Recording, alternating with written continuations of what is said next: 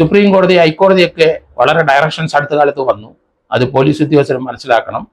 എന്ത് സാധനം നിങ്ങളുടെ അടുത്ത് പരാതിയായിട്ട് എങ്ങനെ വന്നാലും ശരി അതിന് രസീത് കൊടുത്തിരിക്കണം. കാരണം ഇവർ പരാതി കൊടുത്തിട്ട് രസീത് കൊടുത്തിട്ടില്ല. അതല്ല, ഒരു പോലീസ് ഉദ്യോഗസ്ഥൻ ഒരു അന്വേഷണത്തിന്റെ ഭാഗമായോ ഏതെങ്കിലും വിധത്തിൽ അവരുടെ വീട്ടിൽ നിന്ന് ഒരു സാധനം എടുത്തുകൊണ്ട് പോയാൽ അതിന് രസീത് കൊടുക്കണമെന്ന് ഇപ്പോൾ ഡയറക്ഷൻ വന്നിട്ടുണ്ട്. അതനുസരിക്കാൻ തൊണ്ടിയായിട്ട് എടുത്തുകൊണ്ട് പോയാലും ശരി, വാഹനം എടുത്തുകൊണ്ട് പോയാലും ശരി, വീട്ടിൽ നിന്ന് ഒരു കമ്പ് എടുത്തുകൊണ്ട് പോയാലും ശരി, ഇന്ന കേസുമായിട്ട് ബന്ധപ്പെട്ട് എടുത്തുകൊണ്ട് പോയി എന്ന് ഒരു വാർത്ത അല്ലെങ്കിൽ എന്ന് ഒരു രസീത് അവർക്ക് കൊടുത്തിരിക്കണം എന്ന് പറയുന്നു. നമ്മുടെ വീട് സെർച്ച് ചെയ്യുമ്പം വീട്ടിൻ്റെ ഉടമസ്ഥരെ സാക്ഷി നിർത്തി സാക്ഷികളെയും 1-2 സാക്ഷികളെയും വെച്ച് അവിടെ നിന്ന് എടുത്തുകൊണ്ട് പോകുന്നത് പോലീസ് കൊണ്ടുപോകുന്നതിന് രസീത് കൊടുക്കും. അതിനകത്ത് ഇന്ന സാധനം എടുത്തിട്ടുണ്ടെന്ന് പറഞ്ഞ് സാക്ഷികളെ കൊണ്ട് ഒപ്പിടിയിക്കും. ഇത് മകസർ എഴുതിയോ അല്ലാതെയോ ഒരു കേസുമായിട്ട് ബന്ധപ്പെട്ട ഒരു ബുക്ക് അല്ലെങ്കിൽ ഒരു തുണി എന്തു കൊണ്ടുപോയാലും അതിന് രസീത് കൊടുത്തിരിക്കണം എന്ന് ഡയറക്ഷൻ വന്നിട്ടുണ്ട്. എന്തുകൊണ്ട് മലപ്പുറത്ത് ഈ രസീത് കൊടുത്തില്ല? അതിന് നടപടി ഉണ്ടാവും. ഏറ്റവും വലിയ ഷോക്കിംഗ് ആയി പോയത് അവിടുത്തെ ഒരു ASI സൂയിസൈഡ് ചെയ്തു.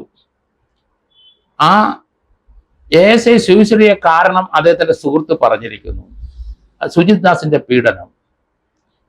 അതുകൊണ്ടാണ് അദ്ദേഹം സൂയിസൈഡ് ചെയ്തത്. പോലീസിൽ ഇപ്പോൾ ഒരു പാഷനുണ്ട്. പോലീസ് ഉദ്യോഗസ്ഥര് ഗുണ്ടകളെയൊക്കെ പിടിക്കാൻ പോകുമ്പോൾ മറ്റു ഗുണ്ടകളുടെ സഹായം തേടി അവരെയും കൊണ്ട് പോയി പിടിപ്പിക്കുകയും ആ ഗുണ്ടയെ പോലീസ് ഉദ്യോഗസ്ഥരും ആ പിടിക്കാൻ സഹായിച്ച ഗുണ്ടകളോട് മർദ്ദിക്കുന്ന ഒരു സംഭവങ്ങൾ റിപ്പോർട്ട് ചെയ്തുകൊണ്ടിരിക്കുകയാണ്. ഇതൊന്നും കേരള പോലീസിന് നല്ലതല്ല, പോലീസ് ഉദ്യോഗസ്ഥർക്ക് നല്ലതല്ല. നിങ്ങൾ കുഴഞ്ഞു വീഴും, നിങ്ങൾ അകത്തോട്ട് പോകും എന്നാണ് ഞാൻ കരുതുന്നത്. അതുകൊണ്ട് ശ്രദ്ധിക്കണം ഈ കാര്യത്തിൽ. പോലീസ് ഉദ്യോഗസ്ഥർ എന്ത് പരാതി കിട്ടിയാലും ശരി, അതിന് നിങ്ങൾ FIR എടുത്തില്ലെങ്കിലും ശരി, ഒരു രസീത് അടിയന്തരമായിട്ട് കൊടുക്കണം. ആ രസീത് കൊടുത്തോന്ന് വിചാരിച്ച് പോലീസ് ഉദ്യോഗസ്ഥർക്കോ പോലീസുകാർക്കോ യാതൊരു ക്ഷീണമോ ഒരു ഡിപ്പാർട്ട്മെന്റ് എൻക്വയറിയോ ഉണ്ടാവില്ല. ചിലപ്പോൾ അതിനകത്ത് ചിലപ്പോൾ കോഗ്നിസബിൾ ഒഫൻസ് ഉണ്ടാവും, കേസെടുക്കത്തക്ക രീതിയിലുള്ള. അതുകൊണ്ടാണ് രസീത് കൊടുക്കാൻ മടിക്കുന്നത്. അതൊന്നും പ്രിലിമിനറി എൻക്വയറി നടത്താനുള്ള അവകാശം പോലീസിന് നിലനിൽക്കുന്നിടത്തോളം കാലം രസീത് കൊടുക്കുന്നതിന് യാതൊരു പ്രശ്നവുമില്ല. ചിലപ്പോൾ അതിനകത്തൊരു കൊലപാതകമായിരിക്കും പറയുന്നത്, പക്ഷെ രസീത് കൊടുക്കണം. 1-2 ദിവസത്തിനകം നിങ്ങളത് പരിശോധിച്ചിട്ട് അതിനകത്ത് കോഗ്നിസബിൾ എടുക്കേണ്ടതാണ് എന്ന് തോന്നിയാൽ കേസെടുക്കാമല്ലോ. അതുകൊണ്ട് ഒരു കാര്യം മനസ്സിലാക്കിക്കണം, എന്ത് സാധനം പോയാൽ അവിടുന്ന് പോലീസ് കൊണ്ടുപോയാലും പോലീസ് ഉദ്യോഗസ്ഥർ രസീത് കൊടുക്കാൻ ബാധ്യസ്ഥരാണ്.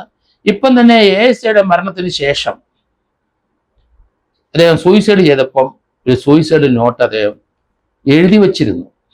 ആ 2-3 പേജ് കീറിക്കൊണ്ട് പോലീസ് പോയി. കാരണം അതിനകത്ത് SP-ക്കെതിരായിട്ടുള്ള നോട്ടുണ്ടാവും. അത് കീറിക്കൊണ്ട് പോയി എന്ന് ആ മരണപ്പെട്ട ASIയുടെ സുഹൃത്ത് ഇന്നലെ വെളിവാക്കി.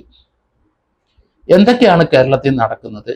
കേരളത്തിലെ പോലീസ് ഉദ്യോഗസ്ഥർക്ക് അനുസരിക്കാനും പ്രവർത്തിക്കാനും എന്താണ് ചെയ്യേണ്ടതെന്നൊക്കെയുള്ള പോലീസ് സ്റ്റാൻഡിംഗ് ഓർഡേഴ്സ് കൃത്യമായിട്ട് പറയുന്നുണ്ട്. അതൊക്കെ പഠിപ്പിച്ചു വിട്ടാണ് ഇവരെ ഫീൽഡിലോട്ട് ഇറക്കുന്നതെന്നാണ് ഞാൻ മനസ്സിലാക്കിയിരിക്കുന്നത്. പക്ഷേ ഇതൊന്നും ആരും ശ്രദ്ധിക്കുന്നില്ല, അറിയുന്നില്ല.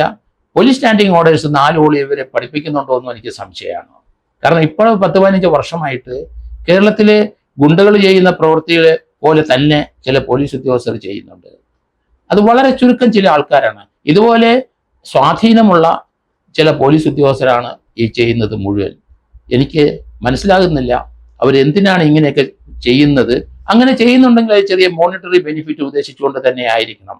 അല്ലെങ്കിൽ സത്യവും നീതിയുമായിട്ട് പ്രവർത്തിക്കുന്ന ഒരു പോലീസ് ഉദ്യോഗസ്ഥൻ എന്തിനാണ് അതിക്രമം കാണിക്കുന്നത്? എന്തിനാണ് ക്രമം വിട്ട് പെരുമാറുന്നത്? എന്തിനാണ് മേലുദ്യോഗസ്ഥരെ സുഖിപ്പിക്കുന്നത്?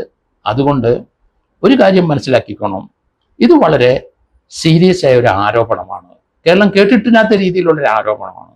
അതുകൊണ്ട് മലപ്പുറം SP ശശിധരൻ ഇതിന് കേസ് രജിസ്റ്റർ ചെയ്യണം, ഇതിന് സോമോട്ടോ ആയിട്ട് കേസ് ചെയ്യണം, അല്ലെങ്കിൽ DGP ഇൻസ്ട്രക്ഷൻ അങ്ങോട്ട് കൊടുക്കണം.